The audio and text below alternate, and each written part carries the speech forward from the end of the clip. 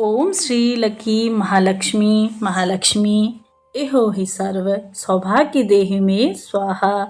माँ लक्ष्मी का यह महामंत्र धन ऐश्वर्य और सौभाग्य की प्राप्ति कराता है। इस मंत्र का जाप शुक्रवार के दिन 108 बार अवश्य करना चाहिए। नमस्कार दोस्तों, स्वागत है आप सभी का मेरी एक और न्यू वीडियो में। आज इस वीडियो में बात करेंगे शुक्रवार के दिन माता वैभव लक्ष्मी का आपको किस प्रकार से व्रत करना है, साथ ही यह कब से शुरू करना चाहिए, कितने व्रत आपको करने चाहिए, उद्यापन तक की संपूर्ण जानकारी और कुछ विशेष नियम उपाय आप सभी के लिए इस वीडियो में लेकर के आई हूँ। तो जैसा कि शुक्रवार के दिन माता संतोषी की भी पूजा की जाती है और माँ वैभव लक्ष्मी का व्रत भी किया जाता है। माँ वैभव लक्ष्मी को यह दिन समर्पित है।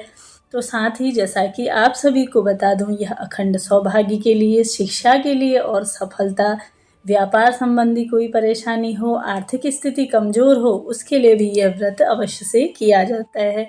तो जैसा कि आप सभी को यह सबसे पहले तो शुरू कब करना चाहिए यह मैं आप सभी को बताऊं। तो जैसा कि शुक्ल पक्ष से इसको शुरू करना चाहिए। शुक्ल पक्ष के प्रथम जो शुक्रवार में आएगा उससे ही आपको इसे शुरू करना है। अब कितने करने हैं यह तो आपकी इच्छा पे डिपेंड करता है, आपकी मनोकामना पे डिपेंड करता है, क्योंकि कुछ लोग 11 करते हैं, कुछ लोग 21 करते हैं, 51 या 108 की संख्या में लोग धारण करते हैं।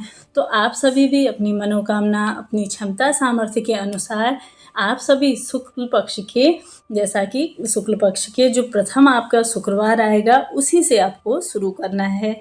साथ ही साथ इस दिन आप सभी को सबसे पहले सुबह के समय में ब्रह्म मुहूर्त में जागने के बाद आप सभी को स्नान आदि से निवृत्त होके गुलाबी या सफ़ेद रंग के वस्त्र अवश्य से ही धारण करने चाहिए। और साथ ही साथ इस समय आप सभी को अपने घर के मंदिर में घी का एक अखंड दीपक जलाइए। शुद्ध और सात्विक रूप से आप सभी को व्रत का संकल्प ले लेना है। हाथ में चावल, अक्षत और जल लेकर के आप सभी को व्रत का संकल्प ले लेना है कि आपकी जो भी मनोकामना है, जो भी इच्छा है, उसे माता रानी को, माता लक्ष्मी को कहे, माँ हमने इस इच्छा से, इस मनोकामना से आपका व्रत किया है। मैं इतने शुक्रवारों का, जैसा कि 51, 21 या 108 की संख्या में जितनी आपकी क्षमता सामर्थ्य है उसी प्रकार से, क्योंकि शारीरिक रूप से भी यह मायने रखता है कि आपकी कोई परेशानी हो, हारी बीमारी हो, तो उसी प्रकार से आप यह व्रत शुरू करें। तो आपका इस समय संकल्प लेकर के आपका व्रत शुरू हो जाता है। पूरा दिन आप सभी को किसी की निंदा, चुगली इत्यादि नहीं करनी चाहिए। इस व्रत में किताब में भी यह लिखा है कि आप सभी को इस दिन अपने मन में सिर्फ माता रानी का स्मरण करते हुए सरल से मंत्र महालक्ष्मी नमो नमः कहते हुए, या सरल सा मंत्र या कोई भी मंत्र आप माता रानी का ले लीजिए और पूरा दिन महालक्ष्मी नमो नमः कहते हुए आपको पूरा दिन स्मरण करना है। शाम के समय में इसकी विशेष पूजा होती है, तो आप सभी को शाम के समय में फिर से स्नान आदि से निवृत्त होकर के आप सभी या हाथ मुँह कुल्ला इत्यादि धो लीजिए। उसके बाद आप सभी को साफ स्वच्छ वस्त्र पहन करके आपको अपने घर के मंदिर में एक चौकी लगा लेनी है। इसके साथ ही चौकी लगाने के बाद आप सभी को उसमें लाल कपड़ा या पीले रंग का वस्त्र उसमें बिछा लेना है। साथ ही साथ आपको एक मुट्ठी चावल ले लेने हैं। चावलों की आप सभी को एक ढेरी लगा लेनी है और माता लक्ष्मी के आप सभी के पास जो भी फोटो प्रतिमा है या महालक्ष्मी यंत्र आपके पास है तो उसे भी उसके साथ रख लेना है। चावल की ढेरी के ऊपर आप सभी को एक कलश स्थापित कर देना है, उसके ऊपर आपको कलश रख लेना है। साथ ही साथ आपके पास जो सोने के, चांदी के जो भी आभूषण हैं, सोने के तो अवश्य से रखने चाहिए। अगर आपके पास नहीं अवेलेबल है तो आप सभी चांदी के या आप लक्ष्मी स्वरूप में कुछ सिक्के, पैसे इत्यादि आपके पास चांदी के हैं तो उन्हें रखिए, नहीं तो नॉर्मल सामान्य से हैं तो वह भी आप रख सकते हैं। तो कहने का मतलब है कि लक्ष्मी जी के स्वरूप की आपको इस दिन पूजा करनी है। लक्ष्मी यंत्र आप अपने किताब में, जैसा कि वैभव लक्ष्मी व्रत की आप किताब लेके आए हैं तो उसके पीछे भी यह बना है, आप उसका पूजन भी सरल तरीके से कर सकते हैं। साथ ही साथ चंदन, रोली, मूली और साथ ही साथ लाल पुष्प आप सभी को माता रानी को अवश्य से समर्पित करना चाहिए। इसके बाद इनका पूजन करने के बाद आप सभी को भोग स्वरूप आपको क्या लगाना है, जैसे कि आप खीर बना करके लगा सकते हैं चावलों की, सफ़ेद मिठाइयों का भोग लगा सकते हैं, फलों का भोग लगा सकते हैं, या मखाने, ड्राई फ्रूट्स का भी आप भोग लगा सकते हैं। तो यह सभी पूरी कार्य करते हुए, जैसा कि पूजन इत्यादि करते हुए, आप सभी को खाली मुँह पूजन नहीं करना है। जब भी आप महादेव किसी भी पूजा, कोई भी माता लक्ष्मी की हो या कोई भी पूजा करते हैं, तो कोई सरल सा एक मंत्र ले लीजिए, उसका निरंतर जाप करते हुए आप सभी को पूजन करना है। ऐसा नहीं है कि खाली मुँह ही आपको पूजन करना है। और हमेशा ध्यान रखिए कि इस दिन आप सभी को शुद्ध और सात्विक रूप से यह व्रत करना है, क्योंकि पूरा दिन आप फलाहार, जल और साथ ही साथ चाय, पानी, दूध इत्यादि ले सकते हैं, लेकिन शाम के समय में जैसा कि आप सभी को पूजा के बाद अपना व्रत खोलना है। तो सबसे पहले तो आप सभी ने पूजन कर लिया, उसके बाद प्रसाद स्वरूप में जो भी आपने लगाया है भोग में, तो उसे आप सभी को वितरण करना है, यानी कि सभी को बाँट देना है। उसके बाद उसका कुछ अंश अपने लिए भी अवश्य रखना चाहिए।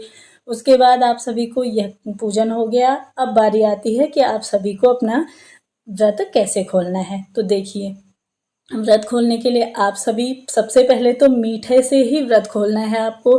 प्रसाद ग्रहण करिए, उसी प्रसाद के बाद आप सभी अपना व्रत खोल सकते हैं। इसके बाद आप सभी घर में शुद्ध सात्विक जो भोजन बना है, क्योंकि शाम के समय में आप भोजन कर सकते हैं, कोई दिक्कत की बात नहीं है, लेकिन जो शुद्ध सात्विक भोजन बना है उसी को आपको ग्रहण करना है। अगर कुछ लोग तो जैसे कि मीठा ही इस दिन खाते हैं, तो वह भी आप कर सकते हैं। और हमेशा ध्यान रहे कि जैसे कि अगर आपने 108 या 51 या 11 जो भी संख्या में अगर आपने व्रत करने का बोला है, तो कोई दिक्कत नहीं है। अगर आप जैसे आज आपका व्रत है, आपको कहीं जाना है, किसी के घर में जाना है, या पीरियड इत्यादि आ गए हैं, तो कोई दिक्कत की बात नहीं है। आप आज के दिन का व्रत नहीं करेंगे, इसको स्किप कर दीजिए, क्योंकि इस व्रत में आप सभी को यह मैं बता दूं कि किसी के घर में ना तो भोजन करना है, ना ही किसी के घर का जल ग्रहण करना है। तो जैसा कि आज आपका व्रत है, आपका कोई कार्य रह गया है या कोई इमरजेंसी आ गई है, तो आप सभी को यह व्रत छोड़ देना है। अगले शुक्रवार से आप सभी को यह व्रत शुरू करना है। जितने भी आपके चले रहे हैं, पिछले से आते चलते जा रहे हैं, उससे आगे को आपको करते जाने हैं। जैसे 4 आज हो गए हैं, तो आज का छोड़ देना है, तो अगली बार चौथा फिर से कर लेना है अगले हफ्ते से। इस तरह से कर सकते हैं आप। जो भी भूल चूक हो, उसके लिए आप माता रानी से क्षमा प्रार्थी हो जाएं। साथ ही साथ अब बात कर लेते हैं कि इसके उद्यापन के क्या नियम हैं। तो जैसा कि उद्यापन के लिए आप सभी, जैसे कि आपकी जितनी संख्या में आपने बोला है वह पूर्ण हो जाए, तो उसके बाद आप सभी को 11 हैं, तो वह 11 दिन 11 पूरे हो गए हैं, तो जब 12वां आता है, उसमें आप सभी को 12वां शुक्रवार आता है, उस दिन आपको उद्यापन कर लेना है। आप सभी को या तो 7 कुंवारी कन्याओं को भोजन के लिए बुलाइए, या आप 7 सुहागिन महिलाओं को भी भोजन के लिए बुला सकती हैं। उन्हें आप सभी को एक-एक वैभव लक्ष्मी की किताबें जो होती हैं, उन्हें आपको लेकर के उन्हें भेंट स्वरूप में देना चाहिए। उसमें कुछ सिक्के इत्यादि रख दीजिए या फूल इत्यादि रख के, साथ ही उन्हें भोजन कराइए। भोजन में खीर अवश्य से ही उन्हें खिलानी चाहिए। इस तरह से आप सभी को अपने इस व्रत का पूर्ण रूप से उद्यापन करना है। तो यह नियम है सरल सा, सुनिए। और उद्यापन के दिन भी आप सभी लोगों को इकट्ठा करके इसकी कथा भी सुना सकते हैं। जैसे कि जिस समय आप उद्यापन कर रहे हों, सभी लोग एकत्रित हुए हैं, तो उस समय भी आप वह कथा अवश्य से सुना सकते हैं। इससे भी आपको पूर्ण रूप से व्रतों का फल प्राप्त होता है। इसके साथ ही मेरे चैनल में प्रतिदिन आप सभी के लिए कथाएं डाली जाती हैं। इन्हें सुनिए और अपने पूजा पाठ को सफल बनाइए। मिलते हैं नेक्स्ट वीडियो में, तब तक के लिए जय माँ लक्ष्मी। हर हर महादेव।